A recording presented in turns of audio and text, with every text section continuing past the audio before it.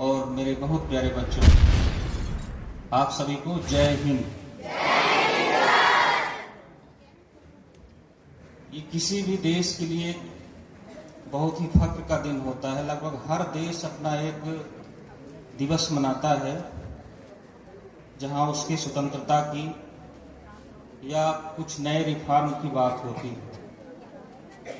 दुनिया में ऐसे बहुत सारे देश हैं जो कभी गुलाम नहीं हुए, यहाँ या उन्हां पर कहीं कोई विदेशी आक्रांता कभी नहीं आए, लेकिन वो भी एक ऐसा दिवस मनाते हैं जो अपनी राष्ट्रीय चेतना को समर्पित करते हैं।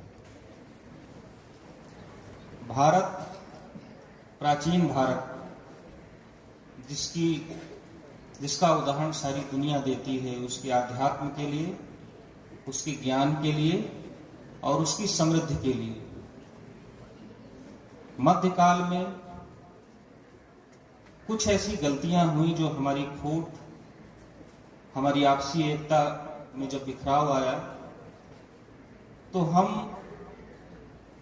विदेशी आक्रांताओं के गुलाम हुए और वो गुलामी धीरे धीरे बढ़ती गई और हम में कोई ऐसी राष्ट्रीय चेतना थोड़ी बहुत अगर उठी भी तो इतनी संगठित रूप में नहीं थी कि उसका फैलाव हो सके और हमको आज़ादी मिल सके। और कुछ नए प्रवासी, कुछ नए व्यापारी अंग्रेजों के रूप में भारत आए और उन्होंने इस कड़ी को और भी बढ़ा दिया। लेकिन 19वीं शताब्दी में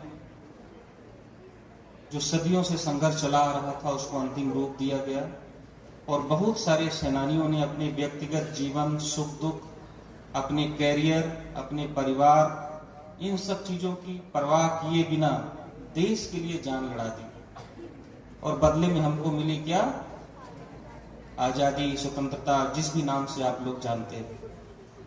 आप लोग कल्पना करो कि आज जब हम लोग परेड कर रहे थे तो हल्की हल्की बारिश हो रही थी ना, और हमको लग रहा था कि कब ये बारिश खत्म हो जाए, ये कब परेड पूरी हो जाए, जल्दी से हम किसी सुरक्षित स्थान में आ जाएं। ऐसा लग रहा था ना, हम भीग रहे थे, है ना। आप उनके बारे में सोचिए जब निहत्थे लोगों पर अंग्रेज लोग गोली चलाते थे बिना किसी कारण के, कोई न्याय नहीं था, सिर्फ ये कि वो इंकलाब जिंदाबाद बोल रहे हो, भारत माता की जय बोल रहे हो और अपने देश को आजाद कराना चाह रहे हो।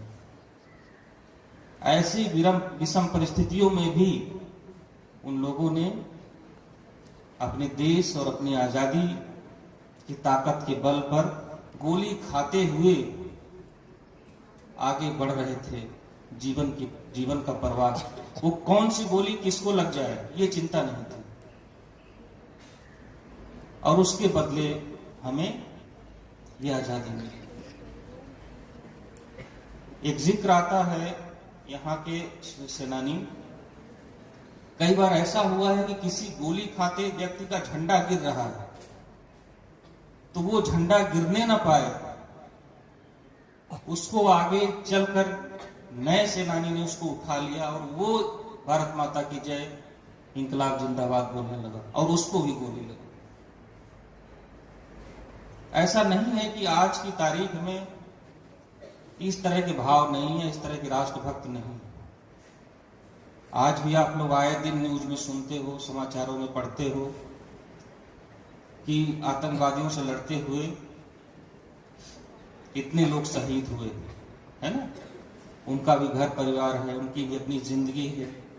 एक मौका होता है जहां वो चाहें तो अपने आप को बचा सकते हैं, है ना, लेकिन वो सीना तान के आगे खड़े होते हैं कि मैं भले मर जाऊं लेकिन इन आतंकवादियों को अंदर घुसने नहीं दूंगा।